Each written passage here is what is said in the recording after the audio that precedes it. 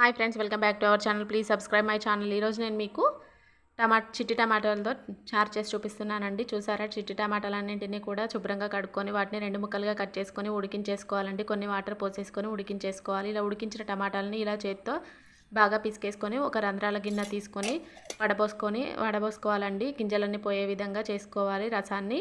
తర్వాత స్టవ్ పై గిన్నె పెట్టేసుకొని గిన్నె హీట్ అయిన తర్వాత అందులోకి ఆయిల్ వేసి ఆయిల్ కొద్దిగా హీట్ అయ్యాక జీలకర్ర ఆవాలు వేసుకున్న తర్వాత పచ్చిమిరపకాయలు వేసుకొని కొద్దిగా ఫ్రై అయిన తర్వాత కరివేపాకు ఉల్లిపాయ ముక్కలు వేసుకొని ఇలా ఫ్రై చేసుకోవాలి. ఫ్రై చేసుకున్న తర్వాత అల్లం వెల్లుల్లి పేస్ట్ వేసుకోవాలి. తర్వాత పసుపు వేసుకొని ఇలాగ ఫ్రై చేసుకోవాలండి. ఫ్రై చేసుకున్న తర్వాత ఇందులోకి టమాటా రసాన్ని అంతటిని కూడా పోసేసుకోవాలి. ఇందులోకి రుచికి సరిపడినంత ఉప్పు అలాగే ధనియాల పౌడర్ వేసేసుకోవాలి. ఇవి రెండు కూడా కలుపుకోవాలి. కలుపుకున్న తర్వాత చివరగా కొత్తిమీర వేసేసుకొని బాగా మరగనివ్వాలి. అంతే అండి, టమాటా చారు రెడీ అయిపోయింది. Please subscribe my channel. Thank you for watching friends.